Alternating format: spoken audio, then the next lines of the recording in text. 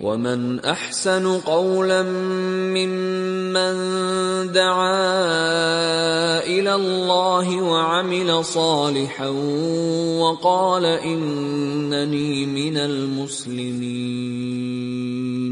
আল্লাহ রাসূল সাল্লাল্লাহু আলাইহি সাল্লামের স্ত্রী আয়েশা রাদিয়াল্লাহু তাআলা আনহার মর্যাদা পাবে।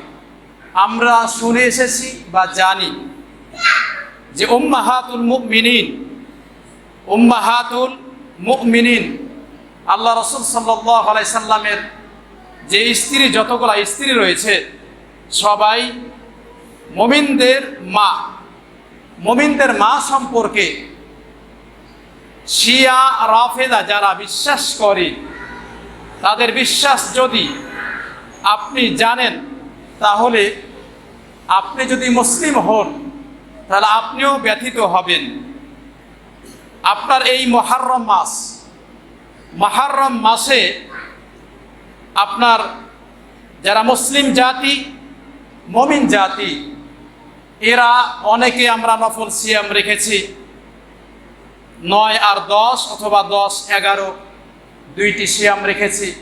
শিয়ারা এই 10 তারিখে তাদের এলাকাতে, তাদের দেশে যা ঘটায়ছে, তারা একটি বিশ্বাস করে যে আয়েশা রাদিয়াল্লাহু তাআলা আনহার কারণে আবু বকর রাদিয়াল্লাহু তাআলা আনহুকে তার পরামর্শে আল্লাহ রাসূল সাল্লাল্লাহু আলাইহি সাল্লামের মৃত্যুর পর তাকে খেলাফতের দায়িত্ব এবং ইমামতির দায়িত্ব দেওয়া হয়েছে।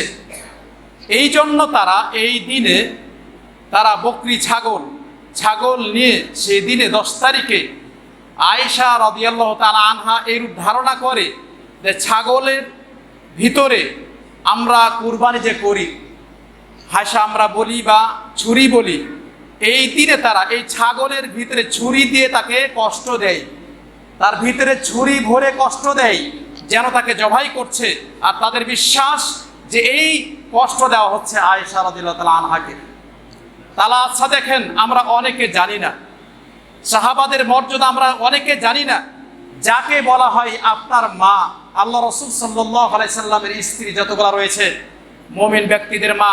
আল্লাহ সুবহানাহু ওয়া তাআলা নিজেই বললেন যে নবী আল্লাহ রাসূল সাল্লাল্লাহু আলাইহি সাল্লাম সম্পর্কে বলছেন যে আল্লাহ রাসূল সাল্লাল্লাহু আলাইহি সাল্লাম নবী, তিনি মুমিন ব্যক্তির নিজের থেকে আল্লাহ রাসূল সাল্লাল্লাহু আলাইহি সাল্লাম নিকটতীয়।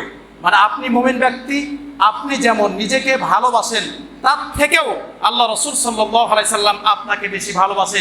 আপনার নিকটতীয় মানুষ আল্লাহ রাসূল সাল্লাল্লাহু আলাইহি সাল্লাম, আর আপনারই মা আল্লাহ রাসূল সাল্লাল্লাহু আলাইহি সাল্লামের স্ত্রী।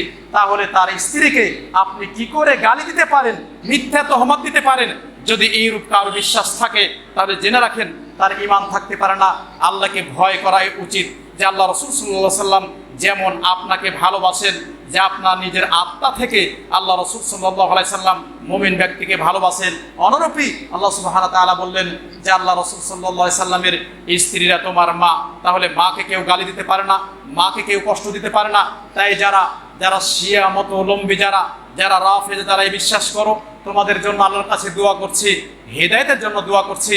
আল্লাহ তোমাদের হেদায়েত দান করুক। এবং আপনাকে জানতে হবে সাহাবাদের মর্যাদা, আয়েশা রাদিয়াল্লাহু তাআলা আনহার মর্যাদা, আবু বকরের মর্যাদা আপনাকে জানা অতীব জরুরি। কারণ আপনার বর্তমানে আপনার এদেশে অনেকে এই বিষয়গুলো কথা আমরা বলি না, কারণ আপনার বলা দরকার যে এই দেশে শিয়ারা প্রবেশ করেছে। অনেক মুসলিম ভাই তাদেরকে চিনে না, তাদের আকীদা জানে না, এই জন্য আপনাকে জানার জন্য আমি বলছিলাম। তাই সাহাবা কাদের, এই মর্মে ইমাম বুখারী রাহিমাহুল্লাহ একটি বাক্য নিয়ে এসেছেন যে সাহাবারা সাহাবী হলেন তারা যারা আল্লাহ রাসূল সাল্লাল্লাহু আলাইহি সাল্লামকে দেখেছেন। সাহাবা হলো তারাই যারা আল্লাহ রাসূল সাল্লাল্লাহু আলাইহি সাল্লামকে দেখেছেন, তার সাথে বসেছেন, তার কথা শুনেছেন। যদি বেশিরভাগ বসুক বেশি সময় অথবা কম সময়, অথবা তিনাকে যারা দেখেছেন তারাই সাহাবা। কোনো অন্ধ ব্যক্তি আল্লাহ রাসূল সাল্লাল্লাহু আলাইহি সাল্লামের পাশে যায়, যেহেতু সে অন্ধ, তারপরেও সে সাহাবা আল্লাহ রাসূল সাল্লাল্লাহু আলাইহি সাল্লামকে, তার মানে সেই যুগে আল্লাহ রাসূলকে পেয়েছেন, তার সামনে গেছেন, সেও সাহাবা। তাহলে উম্মে মাকতুম সম্পর্কে আমরা জানি যে তিনি সাহাবা ছিলেন, তিনি অন্ধ সাহাবা ছিলেন। তাই যারা আল্লাহ রাসূল সাল্লাল্লাহু আলাইহি সাল্লামকে দেখেছেন তাদেরকে সাহাবা বলা হয়। ইমাম ইমাম বুখারী রাহিমাহুল্লাহ তাই বললেন। ইমাম ইবনে হাজার আসকালানি তিনি বলছেন, যে ব্যক্তি বা যারা ঈমান নিয়ে ইসলাম নিয়ে আল্লাহ রাসূল সাল্লাল্লাহু আলাইহি সাল্লামকে দেখেছেন এবং ইসলাম নিয়েই মৃত্যুবরণ করেছেন, এরাই মূলত সাহাবা।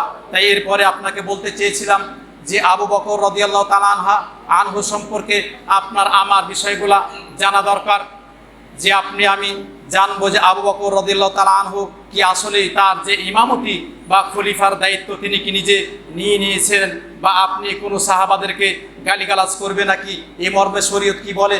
দেখেন, এক মহিলা আল্লাহ রাসূল সাল্লাল্লাহু আলাইহি সাল্লাম কাছে এসেছে, জুবাইর বিন মুতঈম, তিনি বলছেন আল্লাহ রাসূল সাল্লাল্লাহু আলাইহি সাল্লামের কাছে আসলেন এক মহিলা।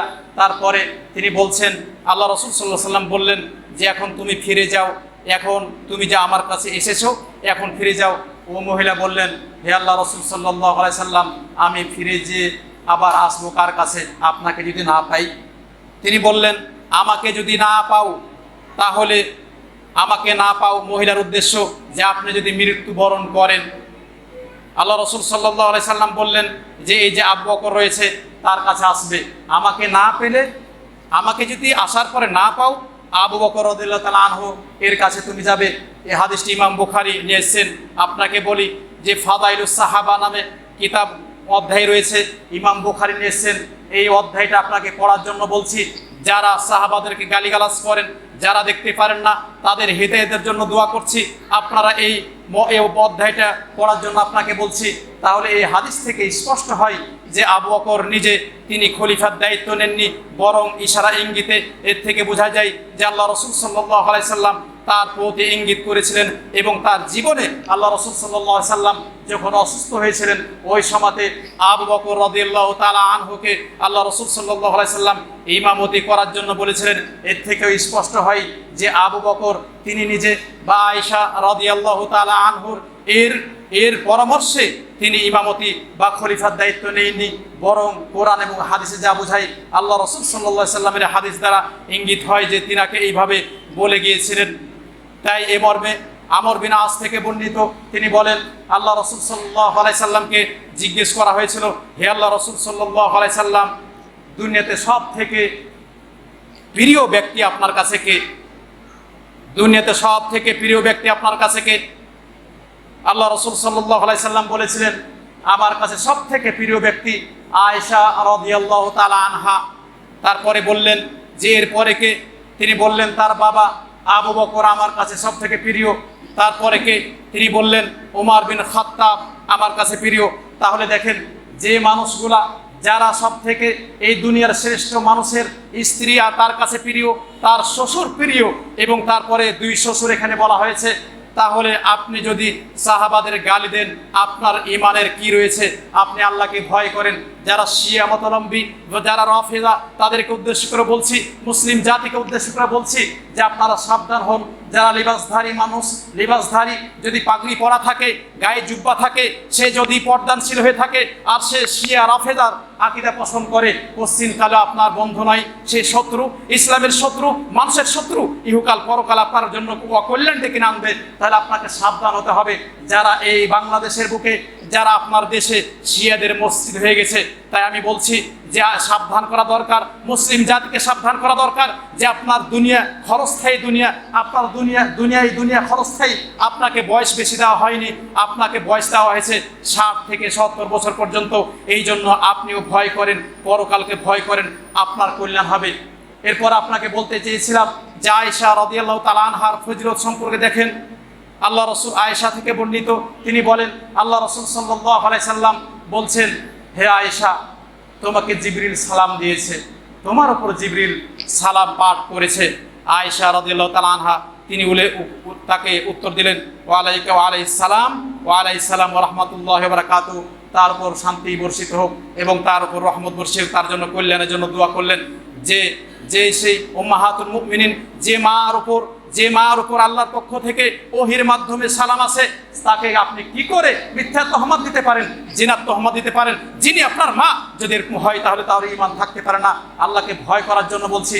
যারা সাহাবাদেরকে গালি দেয়, গালি দেয়, আপনার ঈমান কতটুকু রয়েছে আপনি যাচাই বাছাই করুন, আপনার ঈমান কোথায় যাবে, আল্লাহকে আপনি ভয় করুন। এরপরে দেখেন সাহাবাদের যে মর্যাদা রয়েছে, আপনাকে সাহাবাদের মর্যাদার ভিতরে খাস করে বলেছিলেন আবু বকর এবং ওমরের, আবু বকর এবং আয়েশা রাদিয়াল্লাহু তাআলা আনহা সম্পর্কে আমি বলছিলাম। দেখেন আবু বকর সম্পর্কে আল্লাহ রাসূল সাল্লাল্লাহু আলাইহি সাল্লাম কি বলছেন একটু দেখেন। আবু সাঈদ খুদরি তিনি বলছেন যে আল্লাহ রাসূল সাল্লাল্লাহু আলাইহি সাল্লাম বলেন যে এক বান্দাকে দুইটা জিনিস দেওয়া হয়েছে, এক বান্দাকে দুইটা জিনিস দেওয়া হয়েছে। একটা জিনিস দুনিয়ার জীবন, হাদিসটি ভালো করে শুনেন, আপনার কাজে লাগবে। একটা জিনিস হলো দুনিয়াবি জীবন, দুনিয়াতে যা চাইবেন আপনি সব পাবেন। আর একটি হলো পরকালীন জীবন, আল্লাহর নিকটে পরকালীন জীবন বলতে জান্নাত রয়েছে। তিনি বলছেন ওই বান্দা, ওই ব্যক্তি পরকালের বিষয়টি চয়ন করেছেন। এই কথা শুনে আবু বকর রাদিয়াল্লাহু তাআলা আনহু তিনি কাঁদতে লাগলেন। সাহাবারা বলছেন আবার কি ব্যাপার, আবু বকর কাঁদছে কেন, এবার কি বুঝলো কাঁদছে কেন? তারপরে সাহাবারা বুঝতে পারলেন যে ব্যক্তি কথা বলা হয়েছে, দুনিয়া এবং পরকাল দেওয়া হয়েছে, এই ব্যক্তিটি হলো আল্লাহ রাসূল সাল্লাল্লাহু আলাইহি সাল্লাম নিজে। সাহাবারা তারপরে চিন্তা করলেন, যে সাহাবারা বললেন যে আমাদের থেকে সব থেকে এখানে যিনি জ্ঞানী ব্যক্তি তিনি হলেন আবু বকর রাদিয়াল্লাহু তাআলা আনহু, তিনিই আমাদের থেকে সব থেকে পণ্ডিত মানুষ, তিনি জ্ঞানী মানুষ, তার বেশি নলেজ রয়েছে, তিনি ভালো বেশি বুঝেন, তাই তিনি কাঁদছিলেন। তারপর আল্লাহ রাসূল সাল্লাল্লাহু আলাইহি সাল্লাম বলছেন সাহাবারা শুনো, তোমরা শুনে রাখো, দেখো যে আবু বকর তার জীবন দিয়েছে আমার জন্য, আবু বকর আমার জন্য জীবন দিয়েছে, আবু বকর সর্বদাই আমার সাথে তিনি থেকেছেন এবং তিনি তার জান মাল দিয়ে আমাকে সাহায্য করেছেন, মাল দিয়ে আমাকে সাহায্য করেছেন। আল্লাহ রাসূল সাল্লাল্লাহু আলাইহি সাল্লাম দুইটা জিনিসের কথা বললেন যে আবু বকরকে কেন তোমরা ভালোবাসবে না, আবু বকর সর্বদাই আমার সাথে ছিল, আমার সাথে তিনি ছিলেন, আমার সাথে ছিলেন, তার মাল দিয়ে তিনি সাহায্য করেছেন। তারপরে তিনি বলছেন যে এই আবু বকর দুনিয়া যদি আমি কাউকে বন্ধু হিসাবে খালিল হিসাবে গ্রহণ করতাম বা আমার অনুমতি থাকতো, তাহলে আবু বকরকে সব থেকে ঘনিষ্ঠ বন্ধু গ্রহণ করতাম, কিন্তু আমার অনুমতি নেই যে আবু বকরকে আমি ঘনিষ্ঠ বন্ধু গ্রহণ করব, কারণ ঘনিষ্ঠ বন্ধু হলো আমার আল্লাহ, ডাইরেক্ট আমার ঘনিষ্ঠ বন্ধু আল্লাহ। আল্লাহ রাসূল সাল্লাল্লাহু আলাইহি সাল্লাম বললেন যে ঘনিষ্ঠ বন্ধু আমার আল্লাহ, আবু বকরকে আমি গ্রহণ করতে পারি না, কিন্তু তিনি আমার দ্বীনী ভাই, মুসলিম ভাই, আর তাকে আমি ভালোবাসি। আর এই মসজিদে যে দরজা রয়েছে, মসজিদের দরজা শুধু তার জন্যই খোলা, রাত্রে বা সর্বদাই তার দরজাটি খোলা রয়েছে, অন্য দরজা বন্ধ রয়েছে। আপনাকে বলতে চাই এই হাদিসে যারা স্পষ্ট, ইমাম বুখারী যে হাদিসটি নিয়ে এসেছেন আপনাকে পড়ার জন্য বলছি, সাহাবাদের মর্যাদা আপনি জানেন, আপনার ইহকাল পরকাল কল্যাণ হবে। যারা গালিগালাজ করেন, ও শিয়া ভাই তোমাকে বলছি, তোমাকে ভাই বলেই বলছি, আল্লাহকে তুমি ভয় করো, যেই কারণ তোমরা সাহাবাদেরকে গালিগালাজ করো, আল্লাহকে ভয় করার জন্য বলছি। আল্লাহকে তোমাকে ভয় করা লাগবে। একটি আয়াত মনে রাখো, এই আয়াতটি সারা বিশ্বের জন্য যথেষ্ট। আল্লাহ সুবহানাহু ওয়া তাআলা বলছেন সূরাতুল ফাতহে এর শেষ আয়াত, তিনি বলছেন ওয়া'আদাল্লাহুল্লাযীনা আমানু ওয়া আমিলুস সালিহাতি মিনহুম মাগফিরাতান ওয়া আজরান আযীমা। এই আয়াতটির ব্যাখ্যায় তাফসীর ইবনে কাসির তিনি বলছেন ওয়া'আদাল্লাহুল্লাযীনা আমানু, আল্লাহ সুবহানাহু ওয়া তাআলা ওয়াদা দিয়েছেন, কাদের ওয়াদা দিয়েছেন? সাহাবাদের ওয়াদা দিয়েছেন, যে যারা ঈমান এনেছে, যে সমস্ত সাহাবারা ঈমান এনেছে, যারা ঈমান এনেছে, সাহাবারা যারা ঈমান এনেছে এবং আমালে সালিহা করেছে, মিনহুম মাগফিরা, তাদের সমস্ত পাপগুলো আল্লাহ তাআলা মাফ করে দিয়েছেন। আপনারা অনেকেই আরবি জানেন না, অনেকেই জানেন, তো এখানে মিন বলা হয়, মিন একটা শব্দ, মিম নুন, মিন এটা একটা শব্দ। এই যে পড়লাম না মিনহুম, এই যে মিনটা দুই ভাবে পড়া যায়। তো এখানে মিন একটা তাবঈদিয়া মানে কিছু, আর একটা হলো জিনসিয়া মানে সমস্ত সাহাবা। তো এখানে ইবনে কাসির রাহিমাহুল্লাহ বলছেন যে সমস্ত সাহাবাদেরকে আল্লাহ তাআলা মাফ করে দিয়েছেন। তাহলে এই আয়াতে ইবনে কাসির রাহিমাহুল্লাহ তিনি বলছেন মিনহুম মাগফিরা, মিন দ্বারা উদ্দেশ্য আল জিনসিয়া, মিনটা হলো জিনসিয়া, যে যত সাহাবা রয়েছে সব সাহাবাকে আল্লাহ সুবহানাহু ওয়া তাআলা সাহাবীর গণকে তিনি মাফ করে দিয়েছেন। তিনি মাফ করে দিয়েছেন মিনহুম মাগফিরাতান ওয়া আজরান আযীমা। আর পরকালে আল্লাহর নিকটে তাদের অনেক মর্যাদা রয়েছে। তাই ও শিয়া ভাই, তোমাকে বলতে চাই যে তুমি যদি কোনো সাহাবাকে গালিগালাজ করো, আল্লাহ বলছে তাদেরকে মাফ করা হয়েছে, তাদেরকে ঘৃণা করো, তাহলে তোমার ঈমানের ত্রুটি রয়েছে। তুমি আয়াতকে অস্বীকার করছো, তুমি গালিগালাজ করছো, তোমার ঈমান নষ্ট হয়ে যাবে, তোমার ঈমান নষ্ট হয়ে যাবে। তুমি যদি সাহাবাদেরকে গালি দাও, তাহলে নিজের মাকে তুমি গালি দিচ্ছ। মাকে গালি দেওয়া হলে আল্লাহ রাসূল সাল্লাল্লাহু আলাইহি সাল্লাম তার স্বামীকে গালি দেওয়া হয়। যত প্রকার সাহাবা রয়েছে সবাইকে গালিগালাজ করা হয়। তোমরা যদি ঘৃণা করো, তাহলে তোমাদের ঈমান থাকতে পারে না। আল্লাহকে তোমরা ভয় করো। তাই আয়াতটি যদি তোমরা গালিগালাজ করো, আয়াতকে অস্বীকার করা হয়, আল্লাহ সুবহানাহু ওয়া তাআলা সবাইকেই মাফ করে দিয়েছেন। আমি আয়াতটা বলার জন্য আপনাকে বলছিলাম, যারা আমরা যেখান থেকে শুনছি, আল্লাহকে ভয় করুন। যত প্রকার সাহাবা রয়েছে, তাই মুসলিম ভাই আপনাদের বলতে চাই, কোনো সমাতে সাহাবাদেরকে নিয়ে মুখ উঠাবেন না, সাহাবাদেরকে নিয়ে মুখ উঠাবেন না। যত প্রকার সাহাবা রয়েছে, সাহাবীগণ রয়েছে, আল্লাহ সুবহানাহু ওয়া তাআলা সবাইকে মাফ করে দিয়েছেন। আপনাকে বলা হয়েছে নাকি মাফ করেছেন? আপনাকে বলা হয়েছে, আপনি গালি দেন কি করে?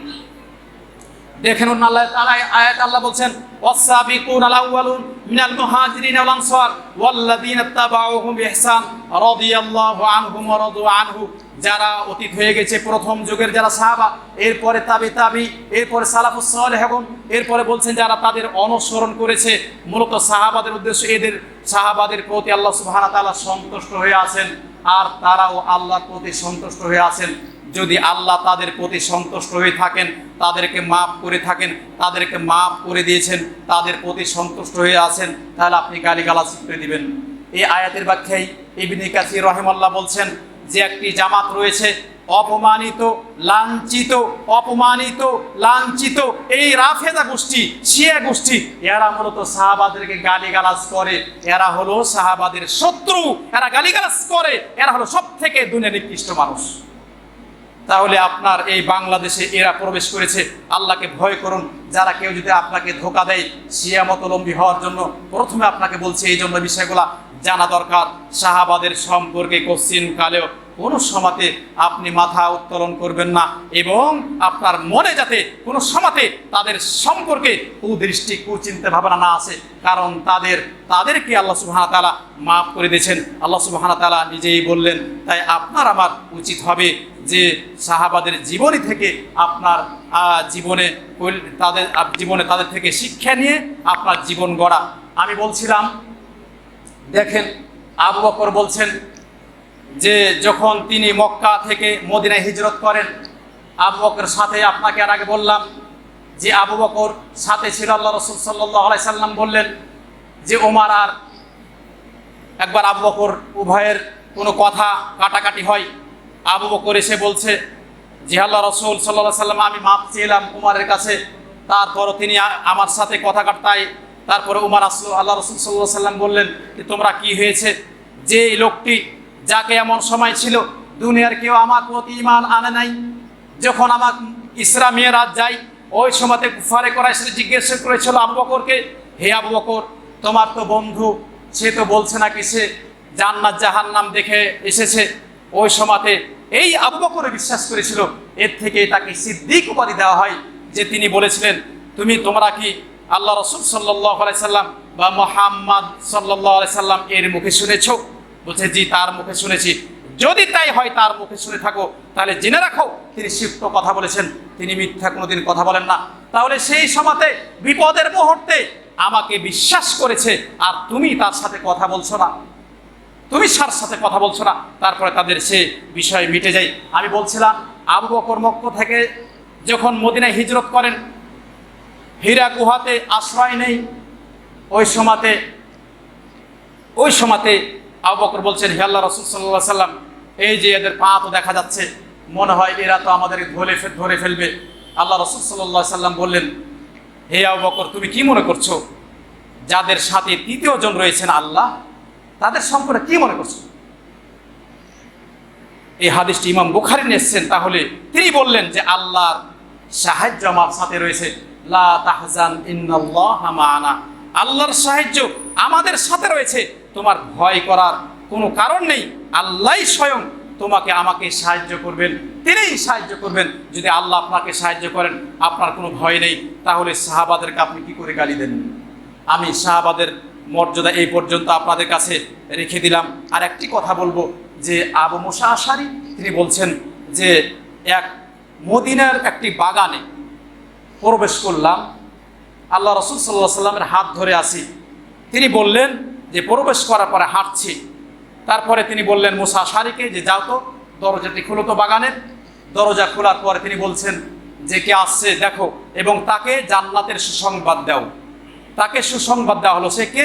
পরে দেখছে যে আবু বকর। এরপর আবু বকর আলহামদুলিল্লাহ পড়লেন, তারপর আবার বলছে দেখো তো দেখি কে আসছে। বাগানের দরজা খুলো। বাগানের দরজা খোলার পর বলছে তাকে জান্নাতের সুসংবাদ দাও, দেখো তো কি আসছে। তিনি হলেন ওমর। ওমর আবার আলহামদুলিল্লাহ আল্লাহর প্রশংসা করলেন, তারপর আবার বললেন দেখো তো কে আসছে। দেখলেন যে দরজা খুলো। দরজা খোলার পর দেখলেন যে ওমর না ওসমান আসছেন, তারপরে বললেন তাকেও জান্নাতের সুসংবাদ দাও। তাকে জান্নাতের সুসংবাদ দেওয়া হলো। তারপর তিনিও আলহামদুলিল্লাহ পড়েন। যাদেরকে এই দুনিয়াতে জান্নাতের সার্টিফিকেট দেওয়া হয় তাকে আপনি কি করে গালিগালাজ করতে পারেন? শিয়ারা বেশিরভাগ সাহাবাকে, আবু বকর, ওমর, ওসমান এবং তার স্ত্রীদেরকে, অনেক সাহাবাদেরকে তাকে গালিগালাজ করে। তা আপনারা সাবধান থাকেন তাদের আকীদাগত জিনিসগুলো থেকে। তারা বলে যে কোরআনে ত্রুটি রয়েছে, নাকস রয়েছে, তাদের এগুলো একটা আকীদার ভিতরে, এগুলো আকীদার ভিতরে অনেক আকীদা রয়েছে। তারা এখন পর্যন্ত মুতাআ বিবাহ, যেটা আপনি কোনো মেয়েকে বিবাহ করবেন যে আজকে বিবাহ করলাম, আপনি এক সপ্তাহের জন্য আপনার কাছে থাকবে, এই বিবাহ এখনও তারা জায়েজ রেখেছে। তারা এগুলো এখনো পর্যন্ত তারা করে। আল্লাহ তাদের হিদায়াত দান করুক। তাদের জন্য হেদায়েতের জন্য দোয়া করছি। মানুষকে যারা পথভ্রষ্ট করছে তারা যেন আল্লাহকে ভয় করে, যেন গালিগালাজ থেকে নিজেকে রক্ষা করে। তাই বলি যাদেরকে জান্নাতের সার্টিফিকেট দেওয়া হয়েছে আপনি কি করে হিংসা বিদ্বেষ করতে পারেন, ঘৃণা করতে পারেন? আপনার ঈমান থাকলে আপনার ঈমান বলবে আল্লাহকে ভয় করো, পরকালকে ভয় করো। তোমার আল্লাহ এবং পরকালকে ভয় করলেই তোমার ইহকাল পরকাল কল্যাণ রয়েছে। যে জুমার দিন এ কথা বলার পরে আপনাদের কিছু দান আর হালাল সম্পর্কে কিছু কথা বলবো। জুমার দিন একটা হাদিস মনে রাখেন।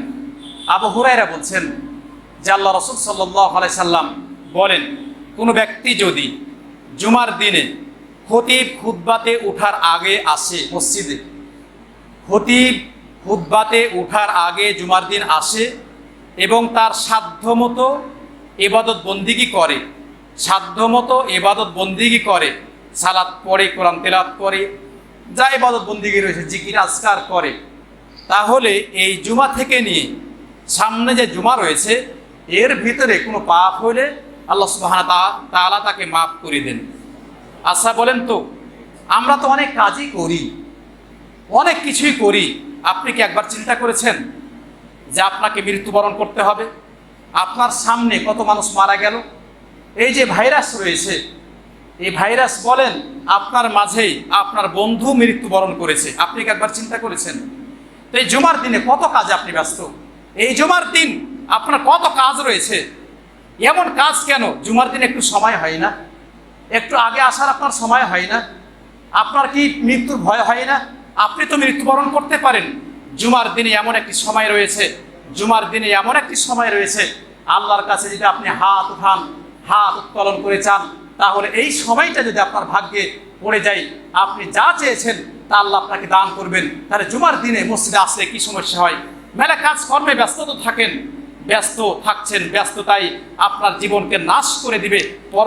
পরকালকে চিন্তা করেন, পরকালকে চিন্তা করেন, পরকালকে চিন্তা করেন। আবু হুরায়রা বলছেন যে আল্লাহ রাসূল সাল্লাল্লাহু আলাইহি সাল্লাম বলছেন, মৃত্যু এমন একটা বিষয় যে মৃত্যুতে তোমার যত প্রকার স্বাদ রয়েছে, মনের স্বাদ রয়েছে। তোমার স্বাদ ছিল বিশতলা বিল্ডিং করবে, তোমার স্বাদ ছিল তোমার মেয়েটার বিবাহ দিবে, তোমার স্বাদ ছিল হজ করবে, টাকা থেকে হজ করনি, এখনো স্বাদ রয়েছে, হজ খরচ হয়েছে, করনি তুমি তো বখিল, তোমার হজ তোমার ভাগ্যে জুটবে না, তোমার বখিল হওয়া চলবে না। বখিল কেন তুমি? তোমার উপর হজ খরচ, তাড়াতাড়ি হজ করো। এই মৃত্যু স্বাদ তোমাকে সব তোমার স্বাদ ভুলিয়ে দিবে। তাই তোমাকে মৃত্যু স্মরণ করার জন্য বলছি যে জুমার দিনে কেন আমরা এত দেরি করি? আল্লাহ একটু ভয় হয় না? তোমার তো মৃত্যুবরণ হতে পারে। আল্লাহকে বলো যে আল্লাহ আমার মৃত্যুটা যদি হয় তাহলে সালাত পড়া অবস্থা হয়, ভালো কাজে থাকা অবস্থায় হয়, যাতে তোমার দিনের পথে থাকি, এইভাবে যাতে আমার মৃত্যু হয়। আল্লাহকে বলেন আপনি বাস্তবে যদি অন্তর থেকে যদি আল্লাহর কাছে চান, আর অন্তরে আপনার বলে যে আমি এই জিনিস চাই, আল্লাহর কাছে করমদন করেন, যদি আপনি যদি আল্লাহর কাছে করমদন করেন, অন্তর থেকে করমদন করেন, আল্লাহ অবশ্যই আপনার দোয়া কবুল করবেন। আবু হুরায়রা বলছেন যে আল্লাহ রাসূল সাল্লাল্লাহু আলাইহি সাল্লাম বলেন যে প্রত্যেক রাত্রে আল্লাহ সুবহানাহু ওয়া তাআলা বলছেন, প্রত্যেক রাত্রে তৃতীয় অংশে আল্লাহ সুবহানাহু ওয়া তাআলা সপ্ত আকাশে নেমে আসেন, তারপরে বলেন মাইয়াদউনি ফাস্তাজিব লাহু, এমন কি আছো যে আমাকে ডাকবে, আমি তার ডাকে সাড়া দিব। আমরা কয়দিন দেখেছি বলেন তো রাতের কি ডাকি? অনেক লকডাউনে অনেক সময় পেয়েছি, আপনাকে বলছি সময় অনেক পেয়েছেন। আপনার কোরআন পড়াটা ঠিক করেছেন, শুক্রবারের দিন সূরা কাহাফ পড়েন, জানেন অনেক হাদিস জানেন, আমল করেন কি? আমল করেন না। আপনার ফজরের সালাত পড়েছেন, সালাত পড়ার পরে ঘুম না পারলে আপনার হয় না, ঘুমাবেন তো, অনেক ঘুমাবেন। মৃত্যুবরণ করলে ঘুমিয়ে থাকবেন, ভালো হলে ভালো, আর না হলে ডান্ডা চলবে, ডান্ডা। মুনকার নাকির নামে ফেরেশতা রয়েছে এবং অন্য ফেরেশতা রয়েছে, আপনার হিসাব নিকাশ নেবেন। অন্ধ ফেরেশতা রয়েছে, অন্ধ ফেরেশতা মারতে শুরু করলে সেই কিছুই শুনবে না, মারবে আবার জিন্দা হবেন, মারবে জিন্দা হবেন। তাহলে আপনার একবার স্মরণ করা উচিত ছিল এই জুমার ফজিলত, জুমার দিনে একটু আগে আসেন। আপনি আমার দিনী ভাই, আপনার কল্যাণ করতে চাই, দিনী ভাই আপনার কল্যাণ করতে চাই। কল্যাণ করার জন্য আপনাকে অনেকদিন পর মনে পড়েছে, আল্লাহ হয়তো রিজিক রেখেছেন, তাই আপনার কাছে এসেছি, আপনার কল্যাণ করার জন্য এসেছি। আর গাফলতি নয়, আপনার জুমার দিনে অন্তত মসজিদে আগে আসার চেষ্টা করেন। আপনি তো জানেন, আবু হুরায়রা বলছেন যে আল্লাহ রাসূল সাল্লাল্লাহু আলাইহি সাল্লাম বলেন, মসজিদে সর্বপ্রথম যে ব্যক্তি আসবে ওই ব্যক্তিটি একটি উট জবাহ করার সমান নেকি পাবে। দ্বিতীয় ব্যক্তি যে আসবে গরু জবাহ করার সমান নেকি পাবে। তৃতীয় ব্যক্তি যে আসবে ছাগল কুরবানি করার সমান নেকি পাবে। চতুর্থ ব্যক্তি যে আসবে মুরগি কুরবানি করার নেকি পাবে। পঞ্চম ব্যক্তি যে আসবে সে ব্যক্তি ডিম কুরবানির করার সমান সওয়াব পাবে।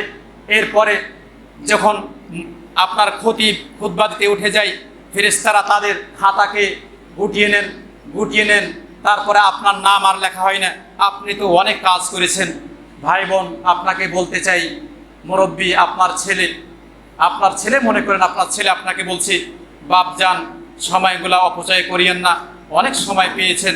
দেখা যায় আপনাকে আপনার ছেলে বলেছে, বাবা গো তোমাকে আর কাজ করা লাগবে না, তুমি মসজিদ যাবে, বাড়িতে আসবে, আর সংসারটা একটু দেখাশোনা করবে, তোমাকে আর কোনো কাজে লাগাবো না। তো মুরব্বী বাপজান তোমাকে বলতে চাই যে মসজিদে 5 ওয়াক্ত সালাতে মসজিদে আসার চেষ্টা করো, মসজিদকে খালি রাখিও না। তুমি মনে করবে 5 ওয়াক্ত সালাতে আমি গিয়ে আজানটা দিই তো দেখি পারি কিনা, আমি আজান দিই, আজানের খোঁজ আমি নিই তো দেখি, আমি প্রথমে মসজিদে আমি যাব।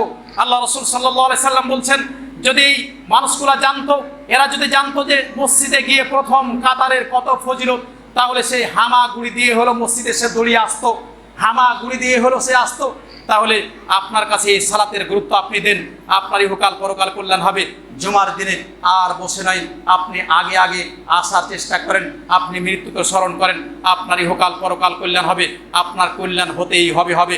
যারা আমরা বখিরতা করছি, আমি বখিরের কথা দুটো বলতে চেয়েছিলাম। আয়েশা রাদিয়াল্লাহু তাআলা আনহার একটি হাদিস যদি আপনি শোনেন, আপনার চোখের পর্দা খুলে যাবে।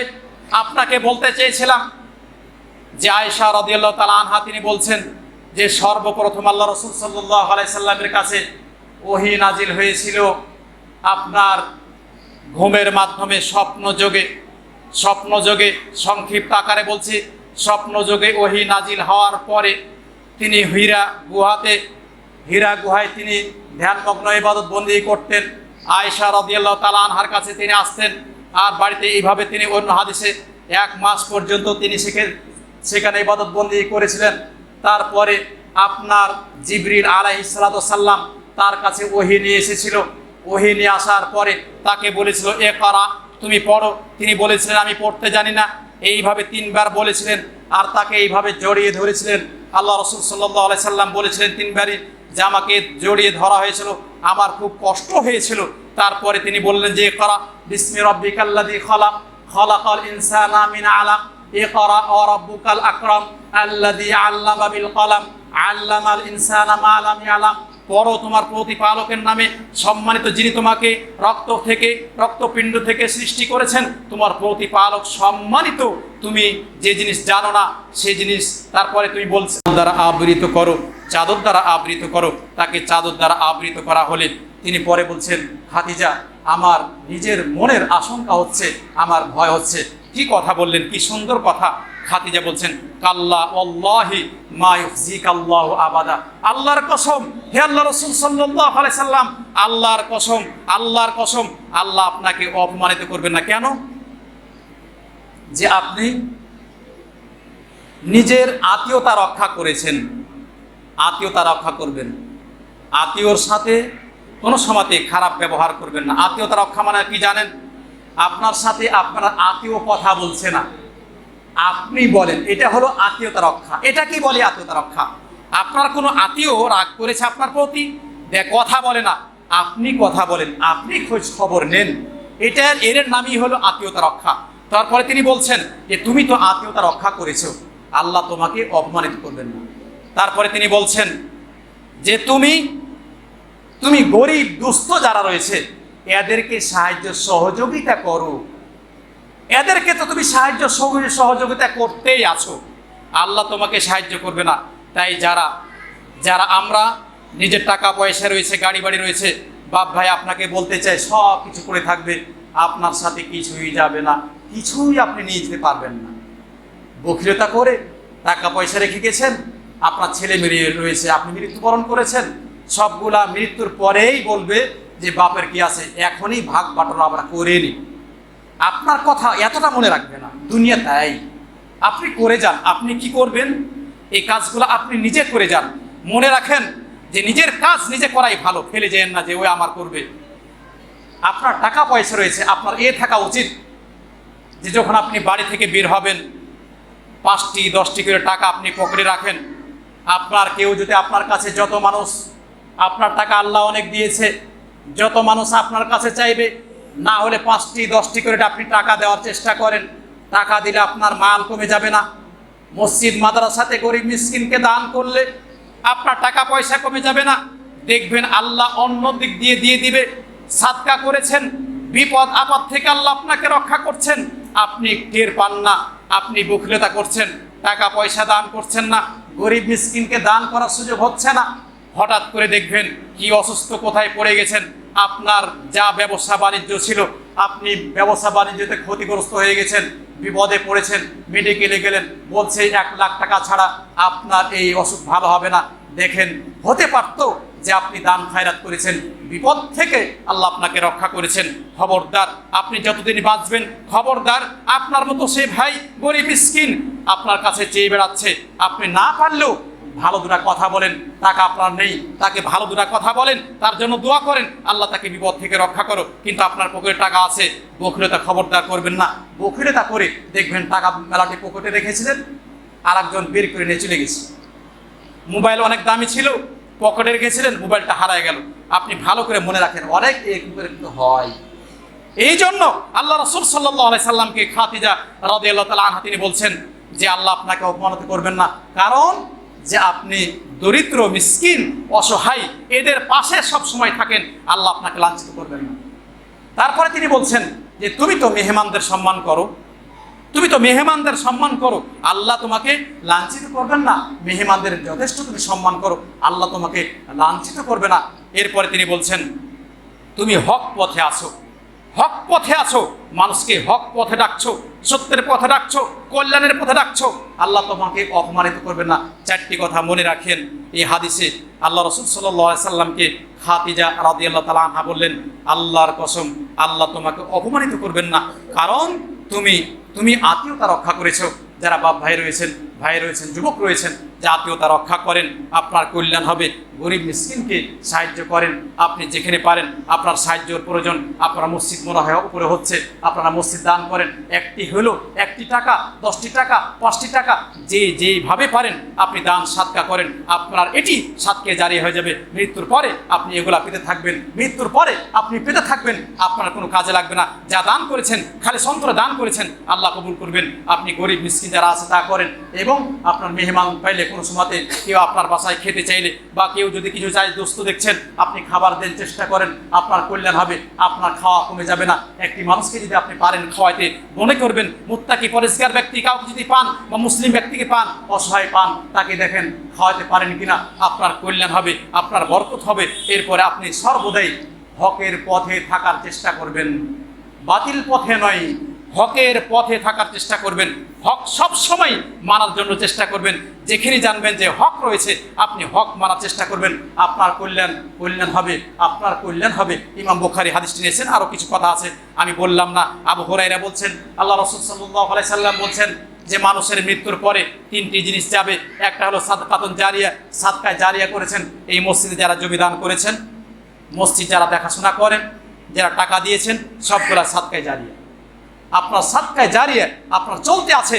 মসজিদ সবসময় আল্লাহর ঘর, মসজিদের কল্যাণ করার চেষ্টা করবেন, মসজিদের ভেটো দেওয়ার চেষ্টা করবেন না। মসজিদ আল্লাহর ঘর, আল্লাহ এর হেফাজত করবেন। আপনি চেষ্টা করবেন সর্বদাই মসজিদের কি করে ভালো হয়, কি করে কল্যাণ হয়, গরিব মিসকিন এদেরকেও দেখবেন। এরপর দেখেন সাদকা এগুলা জারিয়া, মসজিদ মাদ্রাসা, এরপর আপনি পুল করে দিলেন, রাস্তা করে দিলেন, মানুষের কল্যাণমূলক কোন কাজ করেছেন, এগুলা সাদকায় জারিয়া। এরপরে আল্লাহ রাসূল সাল্লাল্লাহু আলাইহি সাল্লাম বলছেন, আও ইলমিন ইনতাফাউ বিহি, অথবা এমন জ্ঞান যে জ্ঞান দ্বারা কল্যাণ হয়। আপনি এমন জ্ঞান রেখেছেন, মানুষের সঠিক পথে ডাকছেন, কোনো বই লিখেছেন, মানুষের ভালো উপকার করছেন, উপকারী জ্ঞান, এটাও সাদকায়ে জারিয়া। এখানে ওলামা সুন্নাহ বলছেন ইলমুশ শরিয়া, শরীয়তের যে ইলম, এই ইলমকে ইবনে হাজার আসকালানি এবং অন্যরা বলছেন যে ইলমুশ শরিয়া। এরপরে আপনি যেগুলো ভালো কাজ সেইগুলো এর ভিতরে অন্য আলেম ওলামা বলেন তো ইলমুশ শরীয়তের ইলম যদি আপনার ভিতরে থাকে আর এর দ্বারাতে মানুষের কল্যাণ হয়, এর ভিতরে পড়বে। জি, এরপরে তিনি বলছেন আওয়ালাদিন সালেহ, আপনাকে বলছি নেক সন্তান তৈরি করার জন্য। নেক সন্তান এটাও সাদকায়ে জারিয়া, নেক সন্তান এটাও সাদকায়ে জারিয়া। আপনার সন্তান যাতে ভালো হয়। মা বোন আপনাদের বলতে চাই, মা তুমি তোমার নিজের ইজ্জত আবরুকে হেফাজত করো। তোমার এই গর্ভে তোমাকে মা আয়েশার মতো হতে হবে, মা খাদিজার মতো হতে হবে। মা আয়েশা যেমন ছিলেন, খাদিজা রাদিয়াল্লাহু তাআলা আনহা যেমন ছিলেন, আপনার মায়ের মতো মা হন। আপনি সে মায়ের জাতি, আপনার ইজ্জত রয়েছে, আপনার কল্যাণ হবে। মায়াদের মতো মা হন। আপনি পর্দা পুশিদের সহিত থাকার চেষ্টা করেন। বোন, তোমার যে পর্দা রয়েছে, পর্দার সহিত থাকার চেষ্টা করেন, আপনার ইহকাল পরকাল কল্যাণ হবে। পর্দা তোমাকে মেনটেন করতে হবে। যুবতী বোন, তোমার এই পর্দা যাতে মেনটেন হয়, তোমাকে পরপুরুষ যাতে না দেখে, এইভাবে তুমি চলো, তোমার কল্যাণ হবে। তাই আল্লাহ রাসূল সাল্লাল্লাহু আলাইহি ওয়াসাল্লাম বলছেন, সৎ সন্তান গড়লে আপনার ইহকাল পরকাল কল্যাণ হবে। ইমাম মুসলিম রাহিমাহুল্লাহ হাদিস নিয়েছেন। আমি আর একটা ওয়াদা দিয়েছিলাম, যেহেতু বিভিন্ন জন বিভিন্ন কথা বলেছে, তাই সংক্ষিপ্ত আকারে হলো, আশা করি আপনাদের কল্যাণে লাগবে। আমি বলছিলাম হালাল হারাম সম্পর্কে একটি হাদিসই আপনার জন্য যথেষ্ট। আবু হুরায়রা বলছেন, আল্লাহ রাসূল সাল্লাল্লাহু আলাইহি সাল্লাম বলেন যে আল্লাহ তাআলা পবিত্র, আল্লাহ তাআলা পবিত্র, পবিত্র রিজিক ছাড়া কবুল হবে না। সবই রিজিক, টাকা পয়সা শুধু রিজিক কি? ছেলে মেয়ে, সন্তান সন্ততি, এইগুলাও রিজিক। ধন সম্পদ, আপনার জমি রয়েছে, এইগুলা রিজিক। আমরা মনে হয় যা খাই, ভাত খাই, তরকারি খাই, গোশত খাই, মাছ খাই, এগুলা রিজিক কি শুধু? জি না, আপনার শরীর সুস্থ থাকবে, এটাও একটা রিজিক। আপনি জমি পেয়েছেন, এটাও রিজিক। আপনার সন্তান সন্ততি পেয়েছেন, এটাও রিজিক। তাই আপনি যে ইনকামটা করছেন, ইনকামের পথটা আপনাকে দেখতে হবে। ইনকাম যা করছেন, ইনকামের পথটি আপনার হালাল হচ্ছে না হারাম হচ্ছে, আপনি সেখান থেকে আসলেই আপনি গ্রহণ করবেন না। তাই এই হাদিসে বলা হচ্ছে যে আল্লাহ রাসূল সাল্লাল্লাহু আলাইহি ওয়াসাল্লাম বলছেন যে ইন্নাল্লাহা তাইয়্যিবুন লা ইয়াকবালুল্লাহু ইল্লা তাইয়্যিব, আল্লাহ যেহেতু পবিত্র, বিধায় পবিত্র ছাড়া তিনি গ্রহণ করবেন না। আপনি হারাম ভক্ষণ করছেন, হারাম ভক্ষণ করছে, আল্লাহকে ডাকছেন, আল্লাহ আপনার দোয়া কবুল করবেন না। আল্লাহকে ভয় করেন। হারাম খেয়ে কোনো ফায়দা নেই, আপনার হারাম খেয়ে কোনো ফায়দা নেই। আপনার পেটটা ভর্তি হবে, কিন্তু আপনার ইবাদত বন্দি কবুল হবে না। আল্লাহকে ভয় করেন। এই হাদিসটি ইমাম মুসলিম রাহিমাহুল্লাহ নিয়ে এসেছেন। তাই অন্য হাদিসে আবু হুরায়রা বলছেন যে আল্লাহ রাসূল সাল্লাল্লাহু আলাইহি সাল্লাম বলছেন, এমন একটি যুগ আসবে যেই যুগে মানুষ হালাল আর হারাম কিছুই বুঝবে না। হালাল আর হারামকে মিশ্রিত করে খাবে। হালাল কি আর হারাম কি কিছুই বুঝবে না। এখন বর্তমান যুগে তাই হয়েছে। কত বিঘে যে জমি আপনি মানুষের জালিয়াতি করেছেন, কত টাকা যে মানুষের মেরেছেন, কত টাকা আপনার যে পেটে ভর্তি হয়ে আছে, আল্লাহকে একবার ভয় করেন। এই টাকা যে মেরেছেন, এই টাকা মানুষের মেরেছেন, মৃত্যুর আগেই তাওবা করে, মৃত্যুর আগেই আপনি তার কাছে ক্ষমা চেয়ে নেন, না হলে তার পরিশোধ করে নেই। দুইটা পাপ মোচন হবে না, ভালো করে মনে রাখেন। দুইটা পাপ আল্লাহ মোচন করবেন না। একটা হলো বড় শিরক, বড় শিরক করে কেউ যদি তাওবা ছাড়া মৃত্যুবরণ করে, তাহলে আল্লাহ সুবহানাহু ওয়া তাআলা তাকে কোশ্চিন কালো মাফ করবেন না। দ্বিতীয় নাম্বারে, মানুষের হক যদি মেরে থাকেন, এই হক মারা আল্লাহ কিন্তু মাফ করবেন না। হক মেরেছেন, কিয়ামতের দিন আপনার যা নেকি ছিল সবগুলা নেওয়া হবে, তারপর আপনাকে জাহান্নামে নিক্ষেপ করা। খুব ভালো কাজ, খুব ভালো করেছেন আপনি। ছেলে মেয়েকে নিয়ে খুব খেয়েছেন, ফুর্তি করেছেন, খাও দাও ফুর্তি করো, আগামীকাল বাঁচবে কিনা বলতে পারো। আর অনেক আগে গানটা শুনতাম, অনেক গান রাস্তা রাস্তায় বলে বেড়াতো যে এখন খাও দাও ফুর্তি করো, দুনিয়ায় তাই হয়েছে। মানে খেয়েছেন, ফুর্তি করছেন ছেলে মেয়েকে নিয়ে, আপনি এটা হালাল না হারাম একবারও চিন্তা করলেন না। একবার চিন্তা করলেন আপনি? মৃত্যুবরণ করতে যাচ্ছেন, হাই হতাশ করছেন, তারপর হাই হতাশ শেষ হয় না, আপনার কোনো ফায়দা হবে না। যদি কেউ মানুষের অন্যায় করে ভক্ষণ করে থাকেন, দুনিয়াতে মাপ চেয়ে নেন, অথবা তাকে পরিশোধ করে নেন। যেইভাবে হোক আপনাকে মাপ চাইতে হবে, আপনাকে মাপ চাইতে হবে। মাপ চাইলে আপনার কল্যাণ, নচেত কিয়ামতের দিন ধরা পড়ে যাবেন। আপনার বাঁচার কোনো রেহাই নেই, আপনার বাঁচার কোনো রেহাই নেই, আপনার বাঁচার কোনো রেহাই নেই। দুইটি পাপ মনে রাখেন। যারা বড় শিরক করেছেন এখনই তাওবা করে নেন। যারা বড় শিরক করেছেন, জীবনে যারা শিরকি কাজ করেছেন, এখনই তাওবা করে নেন, তাওবা করে নেন, আল্লাহর কাছে তাওবা চেয়ে ক্ষমা চেয়ে নেন। আর যারা আপনার মানুষের মাল বা জমি দখল করেছেন, তার কাছে ক্ষমা চান, আর না হয় আপনি দিয়ে দেন। মানুষের কাছে ঋণ নিয়ে আপনি ধোঁকাবাজি করে বেড়েন না, যেটা পাবে তাকে দিয়ে দেন, আপনার ইহকাল পরকাল কল্যাণ হবে। আল্লাহ সুবহানাহু ওয়া তাআলা যেন আমাদের হালাল রুজি রোজগার খাওয়ার তৌফিক দান করেন, হারাম থেকে তিনি যেন আমাদেরকে রক্ষা করেন। এর আগে আমরা তিনটা বিষয় বলেছিলাম যে সাহাবাদের মর্যাদা, এই সম্পর্কে যেটা আমরা বুঝতে পারি। সাহাবাদের সম্পর্কে কোনো সময়তে আমরা কটূক্তি করব না, সাহাবাদের সম্পর্কে কোনো সময়তে কটূক্তি করব না। যে আল্লাহ বললেন, ওয়াদাল্লাহুল্লাযীনা আমানু ওয়া আমিলুস সালিহাতি মিনহুম মাগফিরাতান ওয়া আজরান আযীমা। তিনি ওয়াদা দিয়েছেন যারা ঈমান এনেছে, সাহাবারা যারা ঈমান এনেছে, এরপরে সৎ আমল করেছে, তাদের সবাইকে আল্লাহ তাআলা মাফ করে দিয়েছেন। এখানে মিন বললাম জিনসিয়া, সমস্ত সাহাবাদেরকে তিনি মাফ করে দিয়েছেন। তাদের জন্য আল্লাহর কাছে মহা পুরস্কার রয়েছে, তাদের জন্য আল্লাহর কাছে মহা পুরস্কার রয়েছে। তাই সাহাবাদের সম্পর্কে কেউ কোনো কথা বললে খবরদার চুপ থাকবেন, যাতে করে আপনার এই মুখের জিভা আপনার এদিক ওদিক না চলে যায়। এরপর আমি বলছিলাম আপনারা বখিল হবেন না। বখিলের টাকা পয়সা ইবলিস শয়তানে খায়। যার বেশি টাকা পয়সা রয়েছে, বাড়িতে তার সুন্দর রমণী রয়েছে, তারপর একটা বেশ্যা মহিলাকে নিয়ে অন্যায় অপকর্ম করে, আল্লাহকে ভয় করেন, সে আর কি করে, আপনার জুয়া খেলে, জুয়া খেলে। কত ক্যাসিনিও আপনার বের হয়েছে, জুয়া খেলে আপনার দেশের মন্ত্রীরা যারা রয়েছে, তাদের টাকা পয়সার অভাবে নেই, মানুষের টাকা পয়সা গাড়ি বাড়ি সবগুলা কি দখল করেছে। এরপরে তারা কি করে, জুয়া খেলে তার টাকা পয়সা নষ্ট করেছে, অন্যায় অপকর্ম করেছে। আল্লাহকে ভয় করেন যারা এরকম করছেন, পশ্চিম কালে আল্লাহর কাছে রেহাই পাবেন না। এই টাকা পয়সা গাড়ি বাড়ি সব আপনার সাথে যাবে না, বরং পরকালে আপনাকে ধরা খেতে হবে। তাই যারা জুয়া খেলে, আড্ডা দিয়ে, মদ পান করে আপনারা ঈমানকে নষ্ট করছেন, আল্লাহকে ভয় করেন। সারা বিশ্বে যারা শুনছেন, আল্লাহকে ভয় করার জন্য বলছেন। ক্যাসিনি আপনার, তার মানে এরাই যার টাকা পয়সা যত বেশি রয়েছে, এরাই বেশি মাগিবাজি খারাপ কাজ করে, এরাই বেশি তারি নিয়ে, মেয়ে নিয়ে, আড্ডা নিয়ে এরা পড়ে থাকে, গাঁজা খাই, মদ খাই। এরপরে তারা কি করে, জুয়া খেলে, নিজের টাকা পয়সা গাড়ি বাড়ি নষ্ট করে। আল্লাহ যাতে তাদেরকে হেদায়েত দান করেন, হেদায়েতের জন্য দোয়া করছি যে আল্লাহ তাদেরকে হেদায়েত দান করেন। টাকা পয়সা গাড়ি বাড়ি দিয়েছে, আপনি ভালো কাজে ব্যয় করেন, আপনার কল্যাণ হবে। মৃত্যুকে ভয় করেন, আপনার কল্যাণ হবে। যদি আপনি এইভাবে মৃত্যুবরণ করেন, তাহলে আপনার পরকাল অত্যন্ত কঠিন জটিল। আল্লাহ যেন আমাদের ইহকাল পরকাল কল্যাণ দান করেন, আল্লাহ যেন আমাদের ইহকাল পরকাল কল্যাণ দান করেন। ওয়া আখিরু দাওয়ানা আলহামদুলিল্লাহি রাব্বিল আলামিন। সুবহানাকাল্লাহুম্মা ওয়া বিহামদিকা আশহাদু আল্লা ইলাহা ইল্লা আনতা আস্তাগফিরুকা ওয়া আতুবু ইলাইক।